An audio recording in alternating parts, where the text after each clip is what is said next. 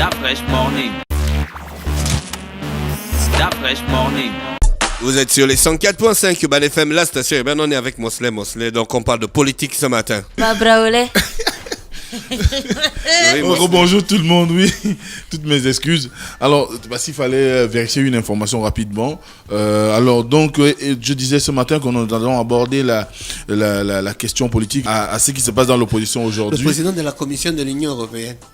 Tu as regardé la vidéo? Oui. Sa femme l'appelle, il est en plein discours. il décroche. Après, il dit au gars, c'était ma femme. Tout le monde a applaudi. Parce que tout le monde aurait réagi de la même manière. C'est toi qui ne vas pas décrocher quand ta femme t'appelle. Que tu es qui? Tu as pas regardé la vidéo là? Non, pas encore. Mais lui, là, des trucs dingues. Hein? Ouais. Donc, nous nous intéressons à l'opposition ce matin parce qu'il faut savoir que l'opposition s'est dotée d'une nouvelle coalition. Tout le monde sait que depuis un certain nombre d'années, du moins depuis à peu près 2 ans, nous parlons beaucoup plus de la coalition pour la Nouvelle République qui a été créée autour de Jean Ping. Et là, nous avons une nouvelle coalition qui est la coalition démocratique de l'opposition, qui vient d'être créée, et elle a été créée autour d'un dignitaire, de quelqu'un qui connaît suffisamment la situation politique de notre pays, qui a une forte expérience en matière politique au niveau du Gabon et qui a occupé de hautes responsabilités au niveau de notre pays. Il s'agit bien évidemment de Nguyen Dzu Nama, qui est le président des démocrates, ancien président de l'Assemblée nationale, donc près d'une vingtaine d'années. Donc aujourd'hui, ce qui nous intéresse surtout dans cette nouvelle création de l'opposition, c'est qu'on se rend bien compte que nous sommes de plus en plus en train d'aller vers ce qu'on avait dit il y a à peu près une année ou 2 ans sur la situation que pourrait connaître Jean Ping, parce que là, ou bien qu'on connaît actuellement Jean Ping, avec le départ d'un grand nombre de hiérarques qui est autour de lui, des personnes qui ont investi de leur temps, qui ont investi également de leur notoriété et de leur personnalité au moment de l'élection présidentielle de 2016 pour faire en sorte qu'ils puissent convaincre les Gabonais, et que certainement la nouvelle ligne directrice qui est la sienne aujourd'hui n'arrive plus à pouvoir produire les résultats escomptés, et donc ils s'en lassent un tout petit peu et se retrouvent à s'inscrire dans une logique de mise en place de nouvelles structures qui pourraient animer un peu plus ou au mieux l'opposition gabonaise. Il vous souviendra que pendant les législatives, par exemple, on a eu une coalition, une coalition créée par le Rassemblement Héritage et Modernité et l'Union nationale pour pouvoir participer aux élections pour des tickets gagnants. Donc, et ça, c'était une fédération, alors qu'une bonne partie du groupe de Jean Ping disait qu'ils n'allaient pas aux élections. Ils ont boycotté le scrutin, mais eux, ils ont pris l'engagement sur eux. Donc, Barreau Chambrier et Zachary Mimoto ont engagé leur personnalité, mais également leur formation politique pour participer à ces élections-là. Les résultats sont sur le terrain. On a, par exemple, les démocrates, le Héritage et Modernité, qui a un groupe parlementaire à l'Assemblée nationale. Il en va de même pour les démocrates. L'Union nationale a également plus ou moins ses représentants. Donc dès cet instant, on se retrouve à nouveau avec la création d'une nouvelle formation, d'une nouvelle coalition au sein de l'opposition pour pouvoir animer la vie politique de ce camp. Et c'est d'autant plus intéressant parce que quand on regarde la configuration des partis politiques qui y participent, on se rend bien compte que Nguyen Dzu Nama essaye de faire un travail de fourmi pour rassembler au maximum.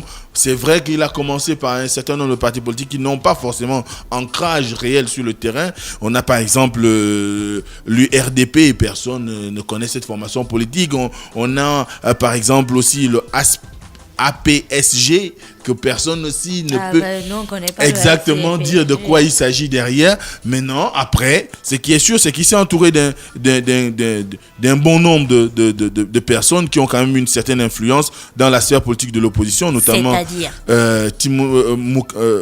Makita Nyambo, qu'on avait reçu ici, qui était un membre influent de la coalition pour la Nouvelle République. On a Izanga Mapangu Mukanyi. Zanga Mapangu. Oui. Il est président d'un parti politique. Oui, le APSG. Le parti de son père, non? Mapangu Mukanyi Mweta. Ouais. Exactement, dont il est le président actuel. Et c'est la raison pour laquelle je lui posais la question de savoir il n'a pas appartenu à la majorité. Et il m'a confirmé qu'il était dans la majorité à l'époque d'Omar Bongo, mais depuis Ali Bongo, ils ne sont pas dans la majorité. Bon, à toutes fins utiles, ce qu'il faut savoir, c'est que cette nouvelle coalition entend relever les défis qui s'imposent à l'opposition aujourd'hui, et ils ont placé à leur tête Guinzouma Dama comme président. On a Charles Ondondong comme président membre. On a Bruno Ben Mbamba, qui est également membre. Il est membre. Ouais, président membre. On a comme Lui-même, il a accepté parce que lui fait les postes. Hein. Bah, s'ils ont pris le risque d'inscrire son il va nom, faire un long poste. de rendre son poste officiel, c'est que forcément il a donné quitus. Donc, Bruno Ben Mbamba.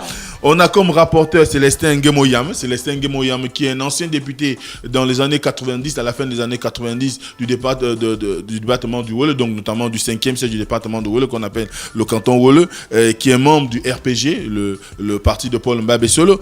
Ensuite, on a comme rapporteur adjoint Maswell Boussamba, porte-parole 1, Izanga Mapangu Mukani. On a porte-parole 2, Georges Manfumbi, trésorier Lucien Iwangu. Donc, autour de toutes ces personnes, il y a évidemment un certain nombre de personnes qui vont également participer à faire en sorte qu'il y ait une adhésion massive des autres formations politiques. Pour l'instant, ce sont 6 partis qui se sont inscrits dans la logique du CEDO pour pouvoir faire en sorte que cette coalition travaille à pouvoir réactiver l'opposition, à ramener l'opposition devant la scène politique pour faire en sorte qu'il y ait forcément l'unanimité autour, par exemple, de la personne de Guinzouma Dama, parce que très souvent, lorsqu'on crée de telles organisations, c'est pour qu'on puisse être présent aux prochaines échéances. Et les prochaines échéances sont en 2023. Certainement que Guinzouma Dama, contrairement en 2016, est en train de se construire une base solide qui va lui permettre de se projeter sur 2023, à la prochaine élection présidentielle, pour pouvoir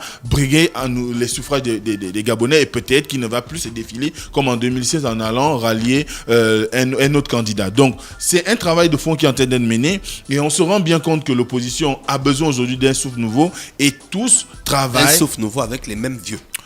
Oui, certainement que ce sont les mêmes vieux, mais... En fait, ils veulent du renouveau, ils ne veulent pas un souffle nouveau. Oui, du renouveau ou un souffle nouveau, on rentre...